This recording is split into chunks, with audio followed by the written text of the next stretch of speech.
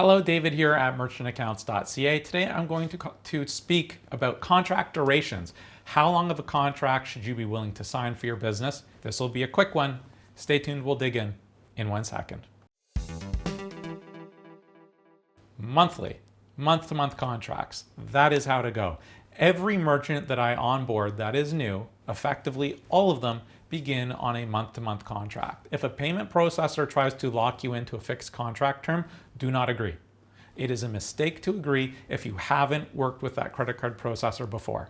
There are some exceptions to this rule. Perhaps if you're like a huge brand name company and you're doing like a very detailed request for proposal, and this is like a very big project, well, then maybe a month-to-month contract doesn't make sense, but that is such an exception to the rule. Now, I'm not against fixed term contracts. You could have a contract of 1 year, 2 years, 5 years. That's all fine. The reason that you go more than any other on a month-to-month agreement is because you have not used and evaluated the service yet.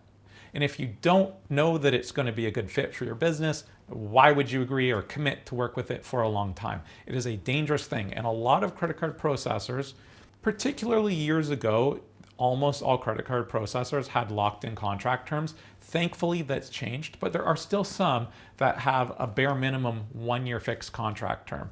You need to negotiate that away. You should say to them, if that was me and I was in a situation where for some reason I needed that processor, I'd say, look, give me 90 days. If they push, it's like 60 days. If they really push, it's like 30 days. But give me some amount of time to evaluate the service, not from the date that I signed the contract. That's not helpful. From the date that you process your first live transaction. And that will give you some time to use the service and find out if it's okay. Now, when is it okay to sign a contract and how can it actually be a benefit for you? Well, this is quite easy.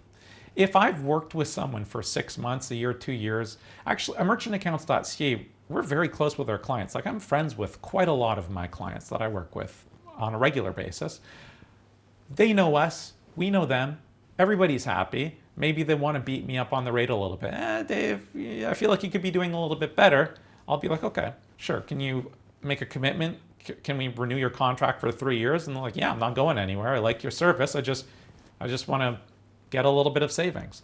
So as a negotiation tool, you give a little to the processor to get a little bit in return to negotiate that lower rate. It's very effective, but never start there.